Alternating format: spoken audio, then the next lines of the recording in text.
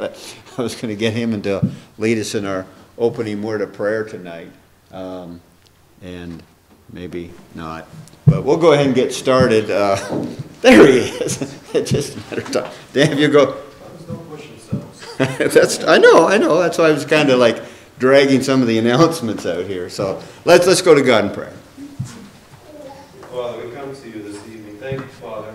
It's a good opportunity that we had at midweek, Father, to step away from the world and our day-to-day concerns, Father, instead to take this time, Father, study your word. We look forward, Father, to this continuation of the Old Testament series tonight. Father, we pray as always that as we spend time in your word, Father, we can put aside our own ideas, our preconceived notions. Father, we can simply look to your word, that we can take it for what it is. Father, see the things that it might contain for us, that we can make, Father, application that is sound, that we can retain the things here likewise as we study this evening, so that we might be able to apply it to our own lives, make correction where we find opportunity, share with others, Father, where we also find opportunity to do so. We're thankful, Father, for all of our teachers and the other classes, for those who are able to be with us this evening. Father, we're mindful for those who are also away from us. As was mentioned, we have many who are dealing with health concerns. We have several who are away from us due to work, for travel. In all cases, Father, we ask that you would be with them, that you might have a healing hand upon those who are dealing with illness, that you might watch over those who are traveling and away from us, that in all cases, Father, they might be able to rejoin with us as we continue to gather at this place. We especially ask, Father, to be with the Barron family in the trying time that they're going through with Tony's daughter. We ask all these things in your Son's name. Amen. Amen. Okay. All right. We finished Exodus last week. We're doing a book a week. One of those studies that I'm really pumped about doing. Here's the quick overview that we have there. Let me just take some time now to make some comments, because remember, as this class evolves, the purpose is just to get you familiar with each and every book. Some of the main points that are there. The questions that I give you each week, Numbers is at the back. I'll go ahead and email them also, but I printed off a number of copies up back by the bulletin for the Numbers study next week. And again, the purpose of those questions is to get you to get familiar with the book itself. All right. Obviously, the book of Leviticus, as you glance down there at the outline, focuses on worship towards God. Obviously, the Levites would be responsible for most of this. Genesis, as we study, was the book of beginnings. Exodus, obviously, a book of redemption, leaving Egyptian bondage. And now we're dealing with Leviticus, making atonement and having a holy walk with God is what we're dealing with. One made an observation that the book can be divided into two parts. 1 through 16, the way to God. 17 through 27, a way of fellowship with God. So some things that you will note as you read through the book of Leviticus itself is that you're going to notice a number of different things concerning the sacrifices. For example, was it blood or was it non-blood? Was it an individual or was it a group? Was it confirming a relationship with God or restoring the relationship with God? Was it animal, vegetable, or liquid? Was it all consumed on the altar or part of it consumed on the altar? These are just a lot of little details that you notice as you go through the book. So what we're going to do before we go to our question sheet, and again, I'll allow enough time for us to spend time with the questions. Let's just go through the book, and I've got different passages for you all to read other than the questions, and just pointing out some different things. First of all, and it relates to the very first question, the first 7 chapters, the first question was, what were the 5 offerings given in the first 7 chapters? And they were repeated, by the way. And so what were they? The different offerings that were mentioned in the first 7 chapters. Janet? Burnt offering. Right. Grain offering. Peace offering. Sin offering. Trespass of reparation or offering. Right. Trespass of reparation. Right, exactly. And And again, we're just noticing that there's just a lot of the laws concerning offerings. It wasn't, and see, that's what we're going to be talking about in a little more detail as we look at some passages. I started over there last week, and so I think this week we're going to start over with Janet. In just a few moments, Janet, I want you to go to the 5th chapter. Denise, I want you to be going to the 9th chapter. 10th chapter over to Trent. David, I want you're going to be in the 19th chapter. Kevin, you're going to be in the 20th chapter. And then Samantha will be in the 24th chapter. And there's just one more chapter, chapter 26. And I'll give that one to Matt. I'll give Matt 26. Eventually, we'll get there. And again, we're just going to be pointing out some different aspects in this study. You know, I talk a little fast of wanting to get through all of this. But believe it or not, this is one of those few classes that I keep telling Debbie every week, I'm just excited about this class. I don't know, just the kind of setup that we're doing. And just getting familiar with the book and keep it interesting. As Matt was mentioning, I don't know whether it was in a class or in a comment, you were talking about the book of Leviticus in and of itself. How that if you read through the book, it might seem a little dry, just all these sacrifices. But it teaches, well, let me just ask you that. I mean, look what we have here. Law of offerings for the priest, laws concerning purity, the atonement, laws to be holy, again, laws for the priest, holy times, consequences to certain actions and holy vows. When you just look at all that, does a theme just jump out at you? Does an idea just jump out at you? What this book is all about if you've not been familiar with the book of Leviticus. Does anything jump out? It's the law. What do you think, Dan? God cares about how he's going to be worshipped. And that was a sermon Sunday, right? God absolutely cares how man, and that's what we're noticing, how man treats him. That's what we're noticing here. What God expects out of man. All right? And why. That's really important through all of this. And has that changed? It hasn't changed a bit. I mean, it's for us to prepare ourselves to understand that God expects things from us. God has a right to expect things from us because of what we have done. And even if we haven't sinned, remember, even before Adam and Eve even sinned, God expected things from them. Janet? Well, I mean, it's detailed, so detailed the way He wants us to work. And we're going to bring that out. For example, some of you guys have more verses to read than just one verse, but Janet, we're in the 5th chapter, guys. Janet's going to be reading verse 7. Janet, and what does that say? If he is not able to bring a lamb, then he shall bring to the Lord for his trespass which he has committed 2 turtle doves or 2 young pigeons, one as a sin offering and the other as a burnt offering. Now this gives us some insight about the Lord. What does it do right off the bat when you read something like that?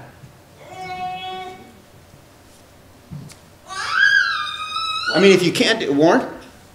Well, if he can't bring a lamb, if he's doesn't have a herd or sheep or something, okay, he can't do that. So he gives him an option to do something else that he has access to. So what's that tell you about God?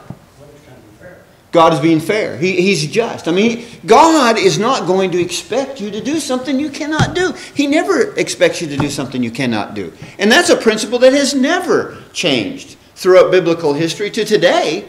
That God, when He asks us to do something, we can't say, well, now God's asking too much from me. And it just goes to show you the fairness that is there. And still, the accountability. He's not letting people off who can't provide a lamb, is He? You know, in other words, it's like the least you could have done was this. You know, what's that remind you of? Remember the talents? What was that? Remember the 5, the 2, and the 1 talent man? What was the lecture given to the guy who said, well, here it is, I got your talent. What was he rebuked with? That he didn't use it. He could have put it in for interest. You could have at least put it in the bank and got some interest for it. You didn't do anything. And so you're noticing here, He's not letting people off who don't have as much as somebody else. They're still accountable for their actions too. And to me, that was just a great lesson that you'll notice as you go through the book, and we talk about those details as we'll get to in just a few moments. Okay, over in the 9th chapter, and we've got Denise reading this, And she's going to read verses 22 through 24. Then Aaron lifted up his hands toward the people and blessed them, and he stepped down after making the sin offering and the burnt offering and the peace offerings. And Moses and Aaron went into the tent of meeting. When they came out and blessed the people, the glory of the Lord appeared to all the people. Then fire came out from before the Lord and consumed the burnt offering and the portions of fat on the altar. And when all the people saw it, they shouted and fell on their faces. Now, let's just let that one sink in for a moment. Because, we've heard sermons on this, even in a gospel meeting recently. But Trent, we're not going to do a whole sermon on verse 1 and 2 of chapter 10. But I want you to read it, and we're immediately coming back to what Denise read. And I want you guys to connect some dots. Go ahead, Trent. Aaron's sons Nadab and Abihu took their censers, put fire in them, and added incense, and they offered unauthorized fire before the Lord, contrary to his command. So fire came out from the presence of the Lord and consumed them, and they died before the Lord. All right. Now, I just preached on this on Sunday, but what I didn't talk about was, look what we have here, what Denise read. When all the people witnessed, what God did, in verse 24, fire came out from before the Lord and consumed the burnt offering and the fat on the altar. When all the people saw it, they shouted and fell on their faces. All the people saw this.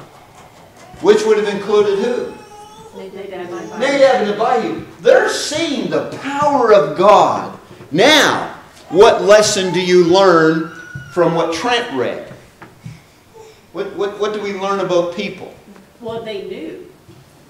And they just disregarded it. Yeah, they didn't care. What's that tell you? What's that tell you about people? It can be careless at times. How quick? Very quick. That's my point. You sit there one moment, it's kind of like, I'll never forsake you. Kind of reminds you of Peter, right? I'll never deny you. Boom, then you turn around and deny him 3 times. And then you look at this and they see the power of God. And it's like, what are Nadab and Abihu thinking? Well, they saw the power of God. What are they thinking, guys? What do you think they're thinking? That God will take anything. That Yeah. they're just as good as God. They have no respect for God because they didn't follow His commandments. Well, yeah, I can't say you're right or wrong because I really don't know what they're thinking, but that's a possibility because we know people think like that. Or the idea that, I see His power, and what He can do, but He's not going to do that to me. And it's almost like people today. I mean, God is a loving God, and yes, I know God is a just God, but certainly He's not sending me to hell for eternity. I mean, without end, ever. There might be that part of our brain that just says, He's just not going to do that. Janet? Well, I mean, and not that this was it, but it could be, it was convenient for them to start the fire the way they did, Sure. rather than the way it's supposed to be done. Yeah. So Again. cut some corners. Again, like it's not going to matter to him. Which, by the way, we're going to be noticing here in the 10th chapter. Did I give that? Did I skip? David, did I give you 19? Okay, well, I skipped. I'm going to read this passage. Look in chapter 10, and I guess we still have some people still in chapter 10, right? Amy, are you in chapter 10? Okay, if you're in chapter 10, just read 5 and 6, because I gave Matt an assignment already. So they went near and carried them by their tunics out of the camp, as Moses had said. And Moses said to Aaron and to Eleazar and to Ithamar, his sons, do not uncover your heads, nor tear your clothes, lest you die, and wrath come upon all the people. But let your brethren, the whole house of Israel, bewail the burning which the Lord has kindled. All right, I don't know if you guys are picking up what's going on here, are you? Do you know what's going on? Mark? They weren't even allowed to mourn the loss of their children. There it is. Now, what's that lesson? What's that lesson?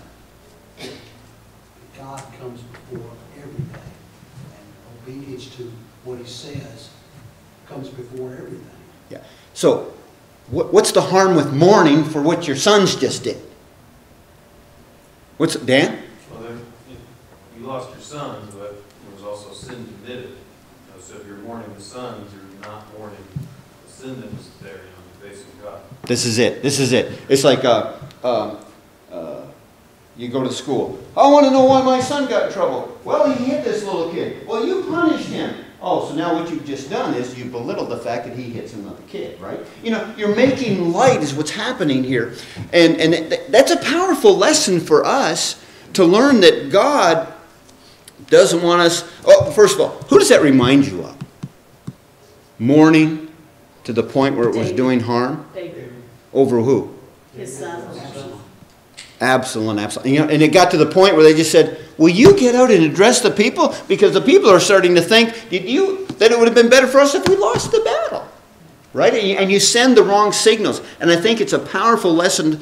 And you guys were spot on, Dan was spot on, because if you go ahead and mourn, it's like what they did was not that big of a deal. And that's what happens when we're trying to expose false doctrine today. And people kind of get upset. And, you know, well, you're driving them away. Yeah, but they were transgressing God's law.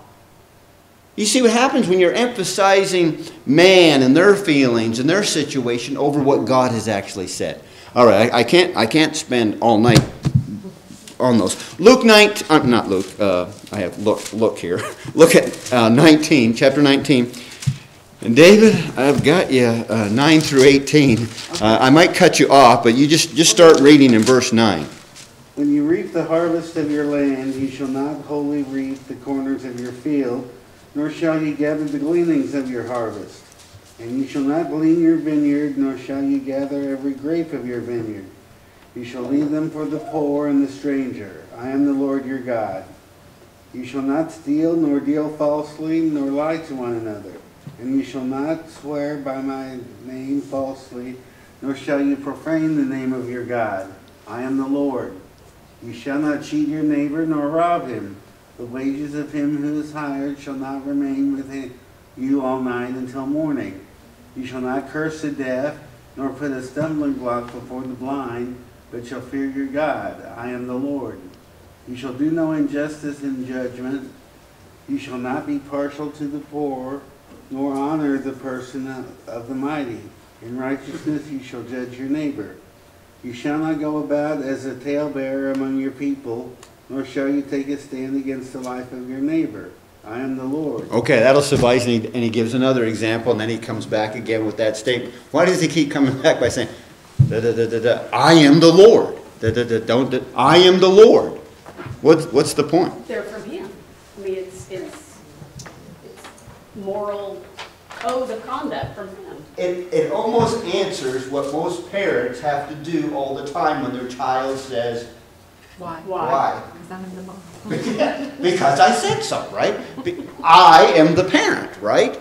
And letting them know, and of course, if you had to summarize the text, what was the Lord wanting from man here, his people, towards others? What was he wanting? It's their conduct towards each other. Yeah, he just wanted them to be upright and righteous. He wanted them to be compassionate. Hey, look, if you're harvesting a field, you know, there's where that old expression, cut some corners. Leave something up there. Leave something for the poor. Don't strip the vines down to nothing. Leave something. And I like that. You know what? I can't go on these tangents, but I kind of like it's almost like leave it on the vine. What's the sad part is some people with the entitlement attitude, would they be happy with something left on the vine? No. What do they want? Oh. You want me to go out there and pick it myself? Yeah. And I like this. It's the idea of, let's not be an enabler, but there are some genuine poor people out there and they can get out there and do something. I got to move on here. Again, you're getting acquainted with the usefulness of a study like the book of Leviticus, the 20th chapter. 20th chapter. Kevin, you've got 22 through 26. Keep all my decrees and laws and follow them, so that the land where I am bringing you to live may not vomit you out. You must not live according to the customs of the nations I am going to drive out before you. Because they did all these things, I am abhorred them. But I said to you, You will possess their land. I will give it to you as an inheritance, a land flowing with milk and honey. I am the Lord of God who has set you apart from the nations. You must therefore make a distinction between clean and unclean animals and between unclean and clean birds. Do not defile yourselves by any animal or bird or anything that moves along the ground, those which I have set apart as unclean for you. You are to be holy to me, because I, the Lord, am holy, and I have set you apart from the nations to be my own. All right. Now, of course, you know that's a lot throughout the Old Testament. How God wanted them to be. And unfortunately, the pressures of his people, what did they give into? They gave into conforming. They wanted to be like those that were around them. You know, drive them out and don't keep their statutes. Don't do the things that they do. But you know, that's the pressure that even we're under today, to conform to the world rather than be transformed by the renewing of our mind. And that is so dangerous. And again, he's telling them, I've got this promise. I'm going to fulfill it. It's a land flowing with milk and honey. It's going to be great, but you're going to have to do what I want you to do. And it's the same thing today. You want to be a part of that glorious church, that blood-bought church that was prophesied about. And, you know, the kingdom is coming. The kingdom is coming. And we prayed about the kingdom to come. You know, it's a wonderful thing that we belong to this. However, toe the line. Right? I'm sitting here thinking, there were a few times that God did indulge their desires. You mentioned about them wanting to conform to the land. Well, it was one of the first things they wanted. They wanted a king. Yeah. And all of the things that brought. And God told them this is what's going to happen. Mm-hmm. This king is going to take your money. He's going to take your children for his army. Do all of these things. And I was sitting and wondering, was there a single time where God indulged them that it worked out good for them? Yeah. I couldn't think of it. Right. I mean, well, of course, we know God always knows what's best, but that's the problem. Man is always second-guessing God and saying, well, actually, we think we know what's best for us. And that's never been the case. You know, if you ever find an exception to that, then we're in trouble, right? I mean, you're just not going to find one where God indulged people and it turned out to be like, well, why didn't I think of that? No, that's not going to happen, right? It's just not going to happen. Then you have in the 24th chapter, guys, in the 24th chapter, beginning in verse 10, and Samantha, I've got you going down through 16. And the son of an Israelite woman, whose father was an Egyptian, went out among the children of Israel. And this son of the Israelite woman and a man of Israel strove together in the camp. The Israelite woman's son blasphemed the name of the Lord and cursed. And they brought him unto Moses. And his mother's name was Shelomith, and daughter of Dibri of the tribe of Dan. And they put him in ward that the mind of the Lord might be shewed him. And the Lord spoke unto Moses, saying, Bring forth him that had cursed without the camp, and let all that heard him lay their hands upon his head, and let all the congregation stone him. And they shall speak unto the children of Israel, saying, Whoever cursed his God shall bear his sin. He that blasphemeth the name of the Lord shall surely be put to death, and all the congregation shall certainly stone him, as well the stranger as he that is born in the land, when he blasphemes the name of the Lord, shall be put to death. Now, you guys, you see what Samantha was talking about here. Did you picture this when he says, there was a son of an Israelite woman whose father was an Egyptian. Went out among the children of Israel, and this Israelite woman's son and a man from Israel fought each other in the camp. And so you would almost say that you've got this husband and wife who have, one's a Christian and one's not. And you've got one over here who both parents are Christians, and they're fighting against each other. But the one who has a dad that's not curses God. Right? I mean, it just... So what do they do? What do they do to him? Death sentence. Who does it? Everybody. All those who heard it. Again, why? I mean, that might seem barbaric to us. What's And I think we've already talked about this lesson, right? I mean, why are they getting them to do this? The remembrance of the consequences of the sin. They got to see how bad it is, right? I mean, I understand the death helps us to remember how bad sin is. They needed things back then to help them. We don't need to do that. I mean, we just need to go to the cross and remember how bad that was. I mean, that's the eye-opener for us. That's how bad sin is. And for today, I mean, back then, they wanted all people to understand, you curse God? Oh, how often does that happen in the world? Is there even a TV show that doesn't do it?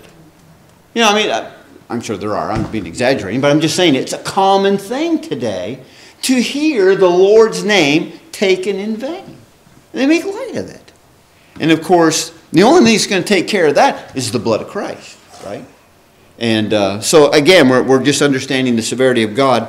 And then I had Luke 26, and Matt, you're not going to believe this, but I actually had a look at Leviticus 26, 1 through 46. So we're not going to do that, okay?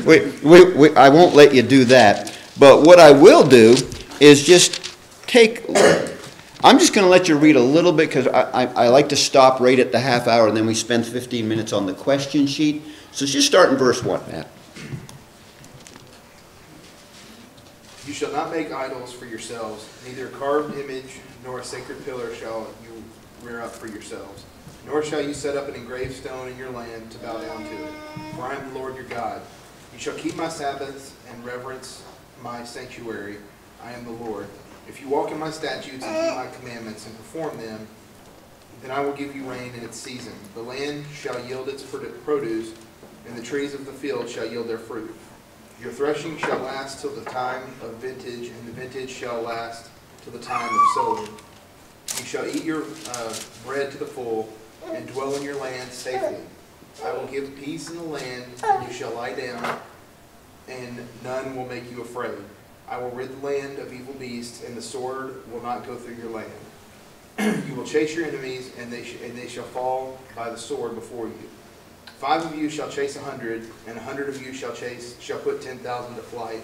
Your enemy shall fall by the sword before you. All right, and you can just continue on there that God, everything's wonderful, right? And all these things are going to happen.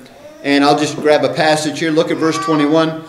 Then if you walk contrary to me and are not willing to obey me, I will bring on you 7 times more plagues according to your sins. In other words, you have this, it's just, we talked about this on Sunday. This was Cain needed to be told, look, if you do well, won't you be accepted?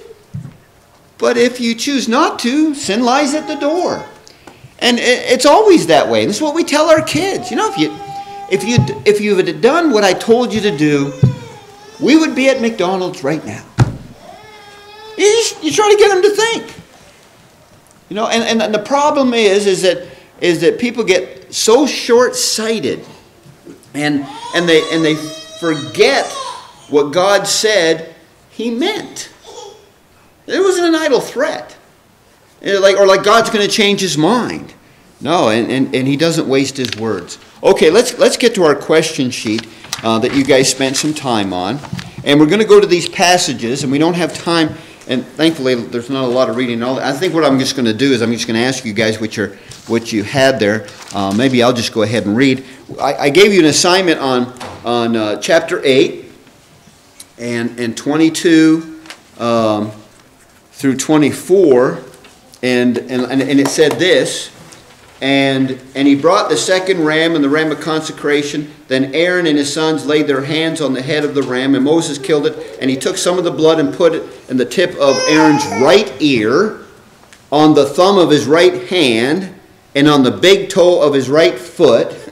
And then he brought Aaron's son, and Moses put some of the blood on the tips of their right ears, and on the thumbs of their right hands, and on the big toe of their right feet. And Moses sprinkled the blood all around on the altar. Non-religious person comes in, never read the Bible. I read that passage. What are they thinking? Yeah, this is weird. Okay. Now, you guys are smart people.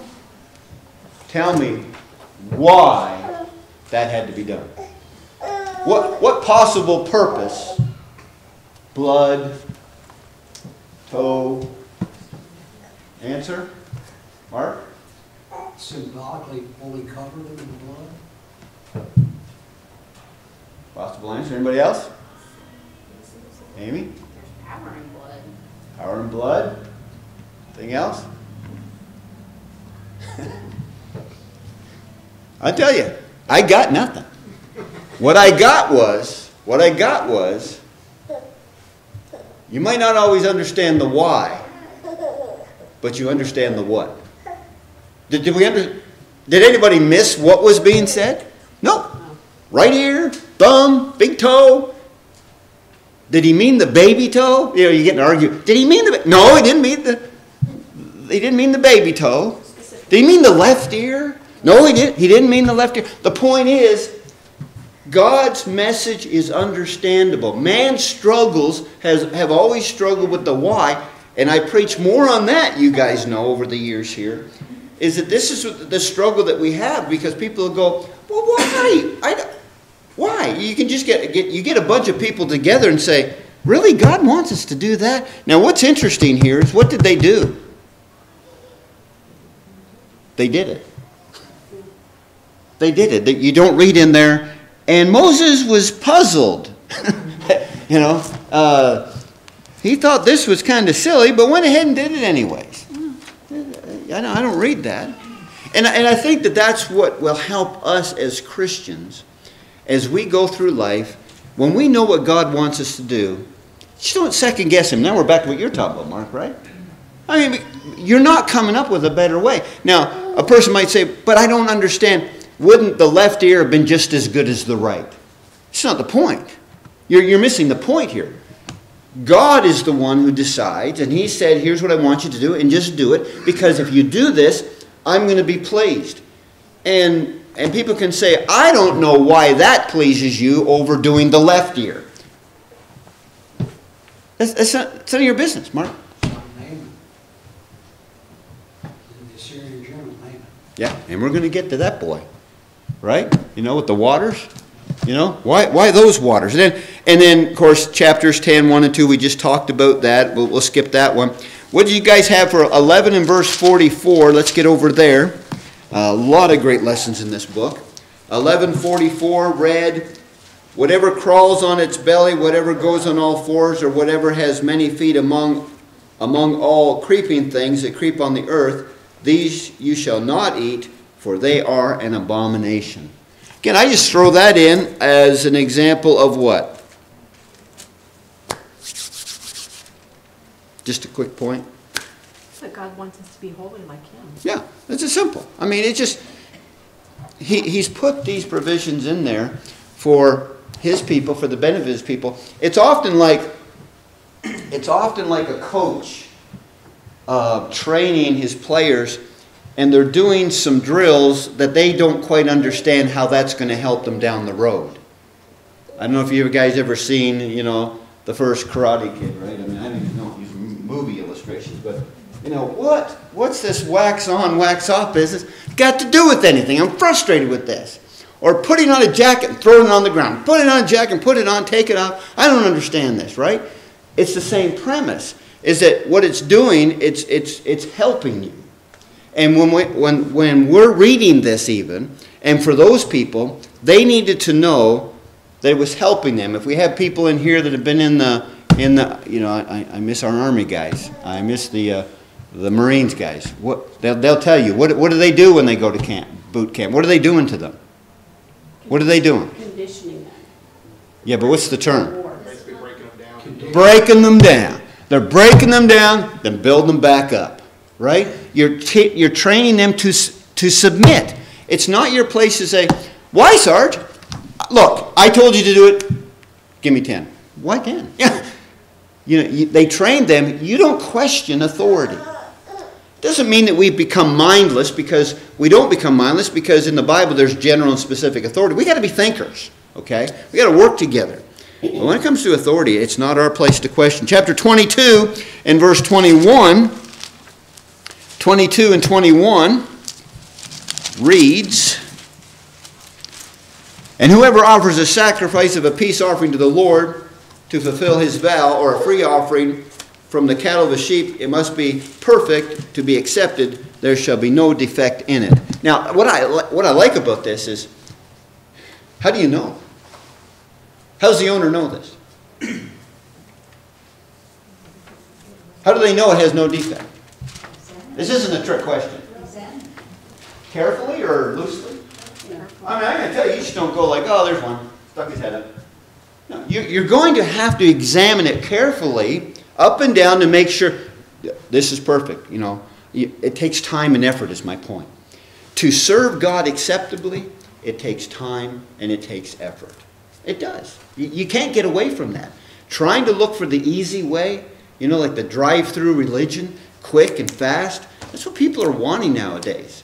And they don't want to read this. You know, where's the cliff notes on this, you know, on the Bible? I mean, I just don't want to have to read, and yet they're missing out on so much.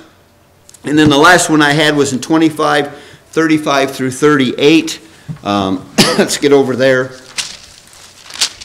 25, 35. He says, if one of your brethren becomes poor and falls into poverty among you, then you shall help him, like a stranger, a sojourner, that he may live with you. Take no usury or interest from him, but fear your God, that your brother may live with you. You shall not lend him your money for usury, nor lend him your food at a profit. I am the Lord your God, who brought you out of the land of Egypt, to give you the land of Canaan, and to be a God for you. Now obviously, you know, I'm not taking stuff out of here and just applying it today, but there's a general principle here that I think he's driving home. And what would that be? It should be valid today. Help your brother in need. Don't charge him any money for it. There should be a bond, right? There should be a natural bond, is the point. You know, you shouldn't have to, I shouldn't say you shouldn't have to tell them not to do this stuff. The reason why you're told not to do those things, because sometimes there's a tendency to do that. But the point is, as God is telling them, look, if you're going to be my people, well, then this poor person over here is my people too. You got to understand that. And you don't have to think that you're in more favor in God's eyes because you're well off and he's not. I think there's that danger for that. That you might look down on another brother or sister because they haven't, you know, they're not as financially well off as we are. So, it's good stuff. All right, we got 3 questions left with 5 minutes, and I'm just going to, now I can shut up and let my throat dry, swallow some. What is the Day of Atonement was question number 3. What's the Day of Atonement?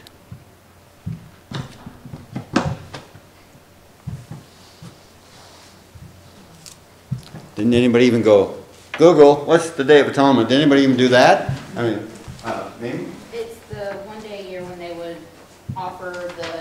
make the offerings. Aaron would go in and make the offerings first for himself and his family, and then for everybody else, and then they would have the scapegoat. What does atonement mean? Like to atone. What's that?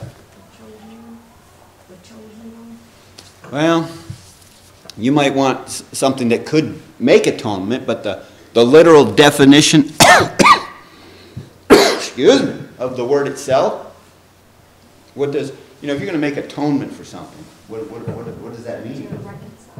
To reconcile, what other words? What's that? Pay the price, right? Recompense, right? In other words, there's some kind of debt involved. There's some kind of an appeasement that needs to be made. And, of course, this was huge. And, of course, you read about this in Leviticus, not only the 16th chapter, but the 23rd chapter. He goes into great detail, spending time talking about the importance of the Day of Atonement. But you know what? How often were sacrifices being made? All those different sacrifices we talked about earlier on. Throughout the year. Yeah, it's throughout the year. I mean, it was constant is the point. And that's a great lesson for us too, because, you know, we're not trying to get by serving God doing the least amount, right? You know, that's not showing homage to God, just giving Him the spare, the fragments that we can to throw at him, and he ought to be thankful that I'm even here today. I won't be here next week, the kind of thing. It should come across with these regular sacrifices that God is on their mind. How do you do this continually and not be thinking about God? I was talking with a brother today who feels like his faith isn't strong, and he says he feels it's been faltering, and I said, well, we're here to help him, and we'll do what we can, and we'll get you through this, and to acknowledge this. But it's obvious what causes that, right? Is that when you get so busy and you don't have God on your mind, you're not going to make time for Him, and it isn't very long before you have forgotten Him. These things were a constant reminder the more they did that. And so this is why you and I pray often at home and we study. We're just mindful of who we are, of our example, because we've got to keep God close to us. And I think this comes ringing loud and clear through the book of Leviticus, which makes it a profitable book to study. Question number 4 was, what were some of it's really chapter 23. There were various things mentioned in the 24th and 25th chapter, and I'm sure you noticed that. But what were some of the holy days that were listed? Do you guys remember? Sabbath, Passover, Feast of Unleavened Bread. Yeah. Feast of Pentecost, Feast of Trumpets, Days of Atonement, Feast of Booth, Feast of the Lord, Sabbatic Year, Jubilee. Yeah. I mean, the list went on and on, right? And it was just kind of like... Now, to the negative mind, I got a couple of minutes here. To the negative-minded person who doesn't have a good impression about God, what kind of negative thing would they say about Him? With all this stuff going on and all those holy days and stuff, what might they think about Him? All the waste that's going. Waste? All the sacrifices that they have to do and... Yeah, or how about even what's His problem? What's God looking for? Why does your God expect all of this stuff? And our response would be, what's our response? Well, not only said so, but He's deserving of it. Yeah. We wouldn't be alive. We wouldn't be here without Him. Without Him giving us life, creating everything for us. You look at all that they had to do and even what we're doing today. Whatever He requires of us, man, that's the least we can do. He deserves so much from us, right? Jen? I don't know about the holy days, but I know the Day of Atonement, they weren't to work those days. So I'm not sure about the holy days, but if they weren't, that's a lot of not working. Yeah, right. And they could, say, I got work to do. I don't want to do this. Again, it's all about God getting, and then I think that's what happens because we have our jobs, we have work, we have finances, we got things on our minds. I'm just telling you, we're under the gun of not having enough time to be thinking about God. And the final question was, some make comparisons between Israel's high priest, chapter 16, with our high priest, Hebrews chapter 9, and we studied this on Sunday morning, so we don't have to spend a lot of time on that one, obviously. But both offered blood on behalf of the people, making atonement for sin, and the payment, the restitution that was necessary. But again, as you guys can tell, going through the book of Leviticus is not a boring book. I mean, it teaches us. That's what you have to remember when we're going through these books. It teaches us so many great fundamentals, and I'm already pumped about next week with Numbers. Some of these books are going to be even harder to get through because there are just so many great stories in there. Nancy, last point. It's kind of odd when they would look at all the feasts and everything that God had them do, and they would think, well, what's He expecting? But they never looked at those outside of God who did sacrifices, and they even sacrificed their children. I mean, they don't even think about that. No, not at all. Good stuff. Thanks for your comments, guys. Damn.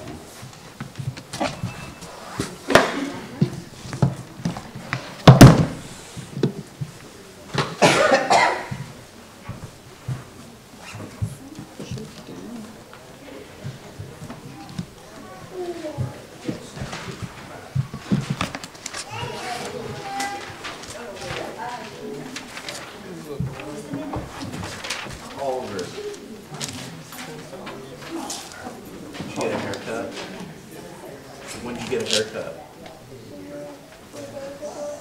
2 days ago? What day was that? You don't know?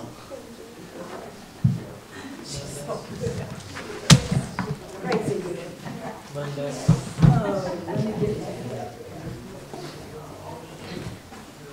Do you have your class?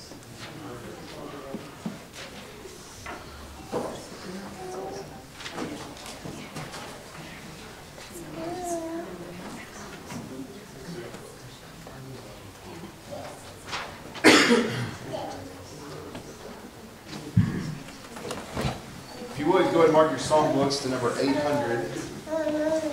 Number 800 will be our song after Mark's invitation.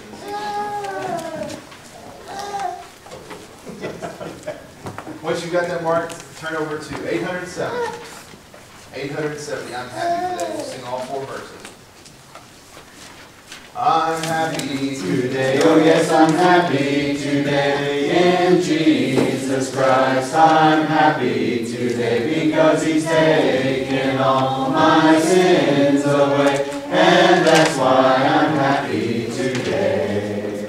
I'm singing today, oh yes, I'm singing today in Jesus Christ. I'm singing today because He's taken all my sins away, and that's why I'm singing today. I'm praying today, oh yes, I'm praying today in Jesus Christ. I'm praying today because He's taken all my sins away, and that's why I'm praying today. I'm happy today, oh yes, I'm singing today in Jesus Christ. I'm praying today because He's taken all my sins away, and that's why I'm sharing today.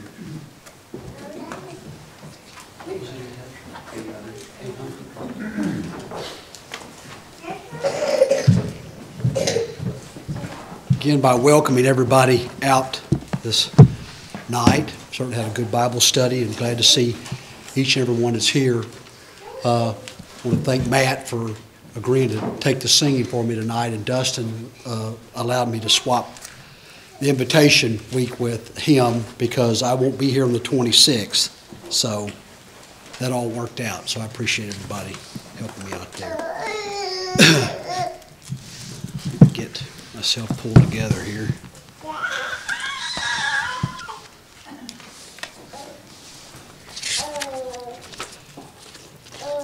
This past week, our nation said goodbye to our 41st President of the United States, George W. Bush Sr.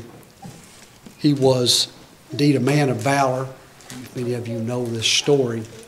He was a pilot in World War II, shot down on a combat mission, fished out of the sea.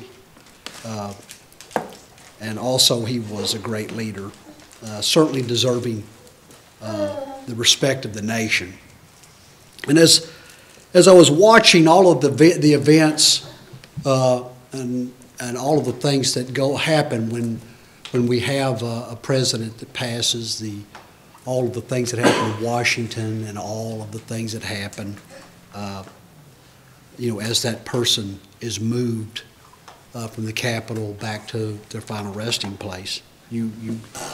I found myself thinking about what the sharp contrast was to that and the circumstances we read around the death of Jesus. And I thought I would take just a few moments tonight and kind of touch on some of those things to get us kind of focused on the Lord and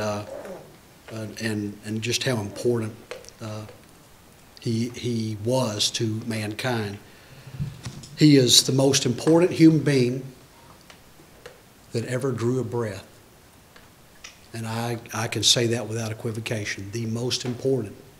His death was the most important event ever. If mankind exists another 5,000 years, there will be no event that will exceed that. Now, I'm talking about, while human beings are on the earth. I'm not talking about when Jesus returns. But that event, most important. And so I thought I would take a few moments and look at things that didn't happen when Jesus died and things that did happen when Jesus died. And as I put this lesson together, it kind of touched me in my heart. It was a very emotional thing for me, because just thinking through the points as I was trying to put them together, thinking about the sharp contrast and how human beings, how some things we value and some things we don't. And it's sad when you think about it. But beginning with the things, I want to start with the things that didn't happen. When the Lord died, there were no distinguished guests, no great world leaders who eulogized him. But unlike most men, their eulogies are written after they die. But the Lord's eulogy was written back some 700 years before his birth. We can read that in the account that Isaiah wrote, and I'm going to read a few passages out of that chapter. Isaiah, the 53rd chapter. Who has believed our report, and to whom has the arm of the Lord been revealed? For he shall grow up before him as a tender plant, and as a root out of dry ground. He has no form or comeliness, and when we see him, there is no beauty that we should desire him. He is despised and rejected by men, a man of sorrows and acquainted with grief, and we hid, as it were, our faces from him. He was despised, and we did not esteem him. Surely he has borne our griefs and carried our sorrows. Very, very, very beautiful things that Isaiah had to say. They're very sad, but just really, that's the essence of the Lord and his time on the earth. And like I said, there were no great leaders of the day that eulogized the Lord, but we do have what Isaiah had to say. Another thing that did not happen at Jesus' death, he was not afforded the honor of lying in state in Jerusalem, the center of the Jewish people, the place where the temple was. It would have been such a fitting thing had he been allowed that, but he wasn't. He was not allowed that great honor. Was not allowed that honor. Another thing that did not happen is that there were no long lines of admiring people filing past his body, just the howling mob that we read about. There were no flags lowered at half-staff in his honor. There were no government-sanctioned days of mourning. There were no streets lined with people paying their respects as his body was carried to the place of burial. Now let's take a look for a moment at the things that did happen at his death. First and foremost, he was betrayed by his own followers. We know that Judas betrayed him to the Jewish leadership. We know that Peter denied him. Over in Matthew, the first chapter 26 and verse 47, we read, starting verse 47, and while he was still speaking, behold, Judas, one of the 12, with a great multitude, with swords and clubs, came from the chief priests and elders of the people.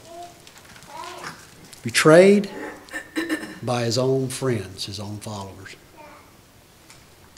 He was, when he was rounded up and taken to Pilate, he was abused by the Jews and by the Romans in that process. He was sentenced to death for a crime that he did not commit.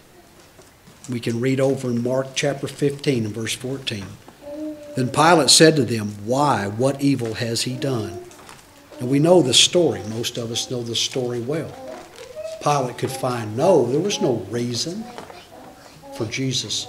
There was no reason for Jesus to be there, much less to stand accused and to be put to death. So we know that that was taken from him, his rights as a human being to be given a fair trial, notwithstanding the law, the Jewish law that was violated in that act. He was hounded by the howling mob demanding his death. Again in Matthew the 27th chapter we read, Pilate said to them, "What then shall I do with Jesus who is called Christ?" They all said to him, "Let him be crucified." Then we know that he was executed like a common criminal because he was crucified between two criminals. And then finally, his body was unceremoniously taken off the cross and buried. And we can read about this over again in Matthew the 27th chapter, beginning in verse 57. Now when evening had come, there came a rich man from Arimathea named Joseph, who himself had also become a disciple of Jesus. This man went to Pilate and asked for the body of Jesus. Then Pilate commanded the body to be given him. When Joseph had taken the body, he wrapped it in a clean linen cloth and laid it in a tomb which had hewn out of the rock. And he rolled a large stone against the door of the tomb and departed. And that was it. The greatest individual who will ever set foot on this planet. That was his physical end. It's sobering, very sobering. And I'll conclude by saying this. You know, it was a crushing thought to know that in reading this, that I am responsible, that you are responsible. We are all bear responsibility. We can't just look at that howling mob of Jews and say, what terrible people. Because we know that sin was the reason that Jesus did that. He did that so that we would have a chance to be forgiven of sin. And he was willing. He was willing to allow those things to happen. Willing to endure a brutal death. And I'll close by reading what the Hebrew writer had to say in chapter 12 and verse 2. And I think about this often, and I repeat it as often as I can. Looking unto Jesus, the author and finisher of our faith, who for the joy that was set before him endured the cross, despising the shame, and sat down at the right hand of the throne of God. Now, right there it tells us Jesus despised those things that he had to endure, that he took upon himself to do. He did that for us. He did that for all of humankind, for everybody. And it's, the work is done. That's all I can say. Jesus did the heavy lifting. He endured all of those things to give us an opportunity, have our sins taken away, and not just become citizens of the kingdom, but to be children, joint heirs. And all of that, we understand what all that means, what all that entails. We're not just, who among us wouldn't be happy to just be a day laborer in the kingdom of God, in the kingdom of heaven? I know I would. To escape the destruction, I'd be happy to do that. But God went way beyond that. Even though our guilt made all of these things I just read and talked about, our guilt made that necessary. Jesus was willing to pay that price. So, before we go tonight, we're going to sing a song here in a moment of invitation. If there's anything that is in your life that has put you in jeopardy, if it's something that of a private nature, you can take care of it privately. If it's something that you desire the prayers of this local congregation, you have a great opportunity, another opportunity. Because it's important to understand the Jesus before the cross and the Jesus after the cross. Because when the Lord returns, he won't be the suffering servant that he was when he left. He'll be a conquering king. And every knee shall bow and every tongue shall confess Jesus is Lord. There'll be, at that moment in time, However that plays out, the Bible says in the blink of an eye, so I'll take it what it says. But in the blink of an eye, we will each take our turn at the feet of Jesus. And we need to be ready. We talk about being ready. And this is another opportunity to think about, to consider our lives, where we are in relationship to God. If there's anything that we can help you with in any way, we bid you to come forward as we stand and sing. Zion's call sweetly rings Over land and sea, bidding us look to realms above. While the light from the throne shines for you and me, let us listen to the call of love. Zion's call is ringing, coming from the throne above. While we hear it ringing, let us heed the call of love. On the road to the goal, burdens we must bear, but we have help from realms above. We receive courage new when we kneel in prayer. Let us listen to the call of love. Zion's call is ringing, coming from the throne above. While we hear it ringing, let us heed the call of love. While we tarry below, there is work to do, and our strength cometh from above. As we labor and wait, we must all be true. Let us listen to the call of love.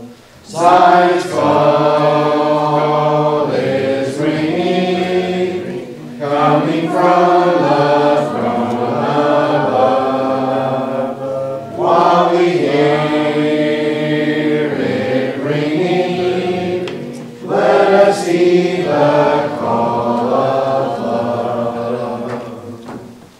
Thank you, Mark, for good thoughts this evening. Of course, let's continue to remember the Barron family at this time. Jennifer is still hanging on for right now, which I think has kind of surprised everybody to this point. So, but they do know that this is going to be it. So just keep them in our prayers as they continue to do that. I believe Latini is sick. Maybe multiple Latini. Lucinda had a temperature yesterday. So. Okay, Lucinda, home not feeling well. Of course, let's remember Tim in Mexico this week, and should be back on Friday. And then we'll be out of town this weekend, and of course, plenty others the next few weeks as well. Are there any additional announcements before we are dismissed? If you're going to be here what's the week you're going? Just that Wednesday. 26th. Okay, so 26th, if anybody is available to teach the adult class that night, Pick a topic. pick a topic. Pick a topic. Don't have to stick to the Old Testament, just pick a topic. Just let Chuck know, or so that we have somebody down for that. Anything else before we're dismissed? If not, we'll ask Brad to lead us in our closing prayer.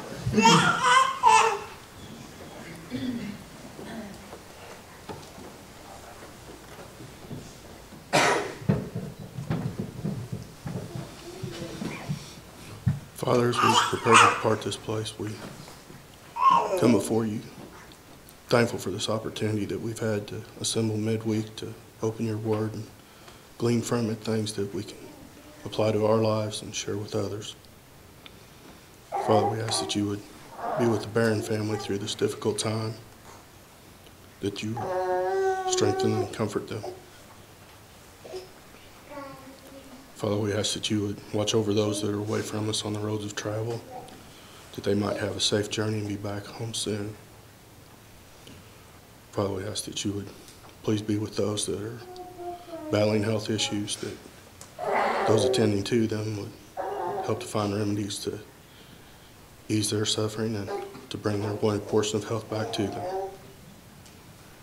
Father, we ask that you would watch over us this evening, give us safe travels, and if it be your will, Lord, another day. These favors we ask through Christ's name. Amen. John, something here.